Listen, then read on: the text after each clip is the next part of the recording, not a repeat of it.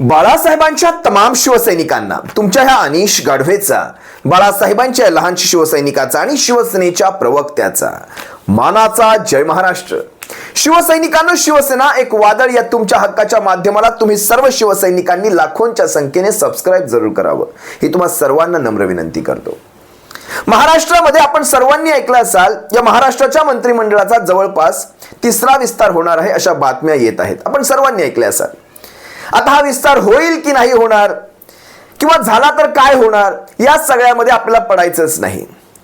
या मंत्रिमंडळाच्या विस्ताराचा आपला काहीच संबंध नाही. पहिली गोष्ट, कारण आपलं सर्व लक्ष, आपली सगळी मेहनत, आपली सगळी ताकद ही आपण अशा ठिकाणी केंद्रित करायची आहे ज्याचा उपयोग भविष्यामध्ये येत्या 2-3 महिन्यामध्ये महाराष्ट्रातल्या विधानसभेच्या निवडणुकांमध्ये किंवा विधानसभेच्या निवडणुकांमध्ये तो विजय संपादन करण्यासाठी त्या सगळ्या ताकदीचा उपयोग होईल. या सगळ्या क्षुल्लक गोष्टींमध्ये आता आपल्याला अजिबात लक्ष घालायचं नाही की या महाराष्ट्राच्या मंत्रिमंडळाच्या विस्तारामध्ये कोण येणार, कोण जाणार, काही फरक पडत नाही. आउट घटकेचं हे विस्तार असणार आहे. आउट घटकेचा म्हणजे कसं, पहिला आणि दुसरा विस्तार कदाचित यांचे जे चालले होते ना 300 पार 400 पार, जर हे कदाचित त्याच्या पार पोहोचले असते ना, हा महाराष्ट्रातला तिसरा मंत्रिमंडळाचा विस्तार कधी झालाच नसता. हेही देखील मी तुम्हाला आज सांगतो. पण आता आपल्या ह्या बगलबच्च्यांना, या कमळीला आता खुश करावं लागेल. ह्या बगलबच्च्यांना कुठेतरी बळ भरण्यासाठी आपापल्या भागामध्ये, म्हणजे जिथे जिथे हे कमजोर राहिलेले आहेत, मग विदर्भ असेल, जिथे जिथे हे कमजोर राहिलेले आहेत त्या भागामध्ये, विशेषतः जिथे महाविकास आघाडीचे खासदार निवडून आले त्या भागांमध्ये अशा प्रकारचा मंत्रिमंडळाच्या विस्तारातून तो बॅलन्स करण्याचा एक प्रयत्न केला जाईल. तिथे तिथे असा पैशांचा महापूर सोडला जाईल. खरं तर या सगळ्यामध्ये राज्य प्रगती करेल की राज्य कर्जामध्ये बुडेल, हीच एक मोठी शंका वाटते. कारण यांना माहिती आहे भविष्यामध्ये आपलं सरकार येणे नाही. मग अशा परिस्थितीमध्ये या सरकाराला इतकं कंगाल करून ठेवायचं आणि ते सरकार महाविकास आघाडीच्या हातामध्ये सोपवायचं, इथपर्यंत देखील कांड केला जाऊ शकतो. ही शक्यता नाकारता येत नाही. यांच्या स्वतःच्या मतदानाच्या प्रचारांसाठी किंवा यांच्या स्वतःच्या विधानसभेच्या प्रचारांसाठी हे महाराष्ट्राच्या सरकारचा पैसा वापरतील, इथपर्यंत घाणेरडी परिस्थिती आहे. तुम्ही लक्षात घ्या, मला वाटतं आजच विनायक राऊत साहेबांनी कोकण विषयी बोलता बोलता सांगितलं, जवळपास 140 कोटी रुपये वापरले गेले कोकणामध्ये. आपले कोकणामध्ये कोण आलेत माहितीये ना, 1.5 फूट, 2.25 फूट आणि 2.5 फूट, मला वाटतं 140 कोटी रुपये वापरले गेले. आता विचार करा, जर 140 कोटी रुपये खरंच त्या माणसांना मिळाले असतील, ज्यांनी कोणी घेतले असतील, 75 पैशाला आपण विकलो गेलो. 1000 रुपयाला जर तुम्ही भागिले 5 वर्ष कराल तर 75 पैसे पण मला वाटत नाही दिवसाचे येतील. 75 पैशाच्या आसपास येईल. आपण 75 पैशाला दिवसाला विकलो गेलो. ही आपली लायकी आपण करून ठेवली. तो माझा विषय नाही खरं तर, पण लक्षात घ्या मी तुम्हाला का सांगतोय. आता ह्यांचे संजय शिरसाट असतील, यांचे ते भरतशेठ गोगावले ज्यांनी कोट शिवून ठेवले होते, आता मला वाटतं कोटाला भोकं पडली असतील किंवा ते धुळीने माखले असतील. त्या सावित्री नदीमध्ये त्यांचे कोट आता धुवायला पाठवतील ते पुन्हा एकदा. हे भरत गोगावले असतील, संजय शिरसाट असतील, ज्यांच्या तोंडी कायम मातोश्री किंवा कायम उद्धव साहेब, म्हणजे जो सगळ्यात जास्त बोलले, यांच्या स्पर्धा लागली होती, जो सगळ्यात जास्त मातोश्रीवर टीका करेल, उद्धव साहेबांवर टीका करेल, मंत्रिमंडळात स्थान मिळेल. पण असं काही घडलं नव्हतं. पण आता हे पुन्हा स्पर्धेमध्ये येणार.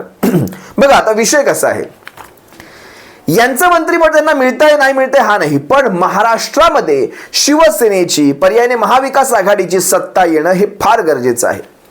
महत्वाची कारणं तुम्हाला सांगतो. महत्वाची कारणं यासाठी, कारण महाराष्ट्रामध्ये जे उद्योगधंदे सध्या बाहेर जायचं काम चालू आहे, ज्या वेगाने उद्योगधंदे महाराष्ट्रातनं बाहेर जात आहेत, तो वेग पाहता भविष्यामध्ये महाराष्ट्रातल्या तरुणांना कंगाल करून सोडण्याचं कारस्थान यांच्या स्वयंघोषित महायुतीने करून ठेवलेलं आहे. लक्षात घ्या, अगदी मला वाटतं काल परवाच दक्षिणेतल्या जनता दलच्या त्या नेत्याचं एक म्हणणं होतं की मोदी सरकार हे गुजरात पोषक भूमिका घेतंय. नशीब त्यांना घरचा आहेर मिळालेला आहे. त्यांच्या स्वतःच्याच एनडीए आघाडीच्या माफ करा शिवसैनिकांनो, थोडा आवाजामध्ये प्रॉब्लेम होतोय. त्यांच्या एनडीए आघाडीच्याच एका घटक पक्षाने, जनता दलने ज्यावेळेस अशा प्रकारची स्टेटमेंट केली तेव्हा त्यांना घरचा आहेर मिळाला. जर हे आम्ही बोलत राहिलो असतो तर आम्हाला म्हणाले असते, अरे अशी एक दोन छोट्या छोट्या कंपन्या जातात, जसं राज ठाकरे म्हणाले होते मागे, किंवा कदाचित मोठ्या कंपन्या आपल्याला येणार असतील. ही अशा प्रकारची उत्तर आपल्याला थातूर मातूर मिळतात. पण गुजरात पोषक भूमिका ही सध्या महाराष्ट्रातलं यांचं स्वयंघोषित महायुतीचं सरकार घेत आहे, हे नाकारता येणार नाही. गेल्या 2.5 वर्षामध्ये महाराष्ट्रातनं कित्येक कंपन्या, अगदी काल परवामध्ये देखील पुण्यातल्या 48 कंपन्यांनी पुणे सोडलेलं आहे. त्यांनी त्यांच्या स्टाफला पुण्याच्या बाहेर गुजरातमध्ये येऊ शकत असाल तर या, नाहीतर तुम्ही तुमचे राजीनामे देऊ शकता, अशा प्रकारचं कंपल्शन नाही म्हणता येणार, पण अशा प्रकारचा मेसेज पोहोचवलेला आहे. आता मुंबई महाराष्ट्रातल्या विद्यार्थ्यांनी गुजरातमध्ये जाऊन स्थायिक व्हायचं, जर जायचं असेल तर तिकडे या, नाहीतर तुम्ही राजीनामे देऊ शकता. नोकऱ्यांसाठी आपली मुलं आता गुजरातमध्ये जाणार आहेत. जो आजपर्यंत महाराष्ट्रात येणारी मुलं होती ती आता मुंबई महाराष्ट्रातनं बाहेर जातील. अजब कारभार चाललाय.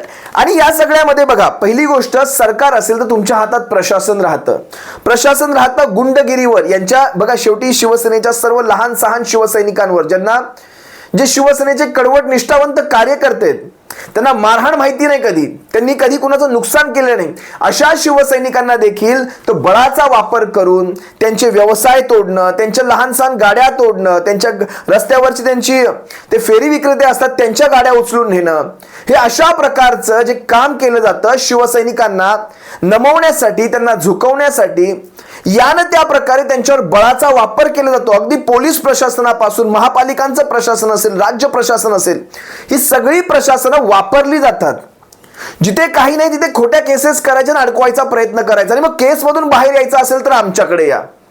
ही अशा प्रकारची कारस्थानं जी संबंध महाराष्ट्रभर चालू आहेत, या सर्व कारस्थानांवर जर चाप आणायचा असेल तर महाराष्ट्रातलं येणारं सरकार हे आपल्याला फार गरजेचं आहे. आणि येत्या काळात महाराष्ट्रातलं हे सरकार आपल्याकडे येणार, यामध्ये दुमत नाही.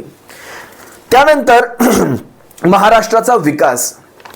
कोविड सारख्या महामारीच्या काळात देखील उद्धव साहेबांनी जवळपास 48 बिलियनच्या वर परकीय विदेशी गुंतवणूक जी महाराष्ट्रात आणली होती. म्हणजे कोविड काळामध्ये जिथे जगाचा अर्थगाडा ठप्प होता, अशा काळात महाराष्ट्रामध्ये परकीय विदेशी गुंतवणूक येत होती. तेवढ्या गुंतवणुकीचा तो आकड्याला, तो काय म्हणतात, त्या आकड्याच्या आसपास फिरकण्याचा देखील यांना तो विक्रम मोडता आलेला नाही. म्हणजे आता सर्वसामान्य परिस्थिती आहे महाराष्ट्रामध्ये, ना कोविड आहे, ना कुठली महामारी आहे, कुठलं पॅन्डेमिक, काहीही चालू नाही. पण अशा सर्वसामान्य काळात देखील बरं आणलेले बिझनेस देखील किंवा आणलेले उद्योगधंदे देखील टिकवण्याचं, ते टिकवता तुम्हाला आलेले नाहीत, हे लक्षात घ्या. त्यामुळे महाराष्ट्राच्या आर्थिक नाड्या ह्यांनी ज्या आवडलेल्या आहेत, महाराष्ट्राला सर्वात कमी केंद्राकडनं निधी मिळतो.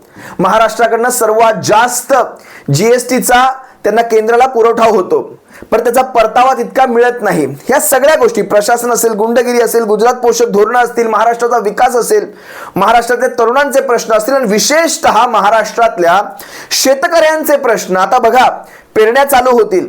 जर कधी समजा पावसाने उघडीप दिली आणि समजा पाऊस पुढे पडलाच नाही ना 10-15 दिवस, देव न करो असं काही हो, पण जे शेतकऱ्यांचं बियाणं देखील जळून जाईल, त्या सगळ्यावर या सरकारची कुठलीही धोरणं नसतात.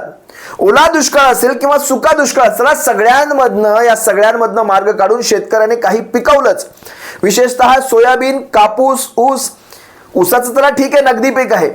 त्यानंतर तुम्ही धानाचं पीक घेऊ शकता. या अशा पिकांच्या ज्या हमी भावाविषयी, चला मागच्याही सरकारच्या काळामध्ये तसं झालं नाही, पण ज्यावेळेस उद्धव साहेबांचं 2.5 वर्षाचं सरकार महाराष्ट्रामध्ये होतं, तुम्ही पाहिलं असाल, त्यावेळेस खऱ्या अर्थाने सगळीकडे ठप्प होतं. म्हणजे व्यापारही ठप्प होते, सगळी बंदरं ठप्प होती, कृषी उत्पन्न बाजार समित्या ठप्प होत्या. अशा सगळ्या काळामध्ये सर्वाधिक सोयाबीनला भाव देण्याचं, म्हणजे मला वाटतं जवळपास 9,000चा भाव सोयाबीनला होता आणि 12,500चा भाव त्यावेळेस कपाशीला दिला गेला होता. हा आजवरचा उच्चांक आहे जो शिवसेनेच्या सरकारच्या काळात महाराष्ट्रातल्या शेतकऱ्यांना मिळाला होता. आता जर तुम्ही सोयाबीनचा भाव पाहाल तर 4,000 देखील मिळत नाही, किंवा कपाशीचा भाव तुम्ही पाहाल तर 6,000 देखील मिळत नाही. आणि हे सत्य आहे, सत्य तुम्ही नाकारू शकत नाही. शिवसेनेच्या सरकारच्या काळात सगळ्यात पहिली मोठी गोष्ट झाली होती ती होती कर्जमाफीची, आणि कुठल्याही अटी शर्ती न घालता कर्जमाफी केली गेली होती. पण तसं यांच्या सरकारच्या काळात घडलं नव्हतं. सगळं सर्वसामान्य परिस्थिती असताना बरं ह्यांच्या अटी काय असायच्या? कर्जमाफी मला वाटतं 2014-15च्या आसपास काहीतरी कर्जमाफी केली होती.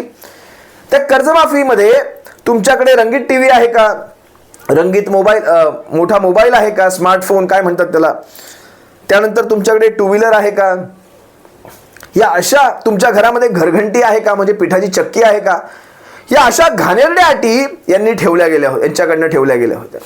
या सर्वांवर शिवसैनिकांना तुम्हाला आजच सांगतो, महाराष्ट्रातली जनता या सर्वांच्या प्रती, या सर्व झालेल्या घटनांच्या प्रती अतिशय सिरियस आहे. ते सर्व उघड्या डोळ्याने पाहते आणि याचाच कौल म्हणून महाराष्ट्रातल्या जनतेने महाविकास आघाडीचे जवळपास 31 खासदार विजयी केले. यांच्या 45+ स्वप्नांना 16वर आणून ठेवलं आणि त्या 16 मध्ये देखील जवळपास 7 ते 8 जागा अशा आहेत ते त्या 40,000च्या आतल्या फरकाने जिंकलेले आहेत. म्हणजे तिथे देखील जर आणखी थोडा जोर लागला गेला असता तर ह्यांच्या जागा 10वर येऊन ठेपल्या असत्या. इथपर्यंत ह्यांची घाणेरडी परिस्थिती आहे आणि हे गमजा मारत होते 400 पारच्या आणि महाराष्ट्रात 45 पारच्या. येणाऱ्या महाराष्ट्रातलं सरकार शिवसैनिकांनो आपल्याला आपलं घेऊन यायचंय, महाविकास आघाडीचं सरकार घेऊन यायचंय. आणि हे महाविकास आघाडीचं सरकार ज्यावेळेस महाराष्ट्रामध्ये येईल त्यावेळेस यांची गुंडगिरी संपलेली असेल. जी सध्या तुमच्या माझ्या मागे लावण्याचा प्रयत्न होतोय ना ह्या गुंडांना, या गुंडांच्या द्वारे आपल्यावर दबाव आणून आपण कसे ह्यांच्या बाजूने जाऊन बसू हा जो प्रयत्न केला जातोय ना, हा उलथवून जर टाकायचा असेल तर महाराष्ट्रात भविष्यात आपलं सरकार हे घेऊन यावंच लागेल. असो, तुर्तास तुम्हा सर्वांची रजा घेतो. शिवसैनिकांना असेल, सर्वसामान्य महाराष्ट्रातल्या नागरिकांना असेल, जे जे पाहतात त्या सर्वांना माझी एकच विनंती आहे, भविष्यामध्ये ज्यावेळेस ज्या विधानसभेच्या निवडणुका लागतील त्यावेळेस मात्र जी चूक किंवा ज्या काही आपल्याकडनं चुका घडल्या असतील, कदाचित मतदानाला गेलो नसेल, या सगळ्या गोष्टींवर मात्र यावेळेस तुम्हाला विचार नक्कीच करावा लागेल, नाही तर पश्चातापाला वेळ मिळणार नाही. तुर्तास रजा घेतो. सप्रेम जय महाराष्ट्र बाळासाहेबांच्या शिवसैनिकांना. काळजी घ्या. जय महाराष्ट्र.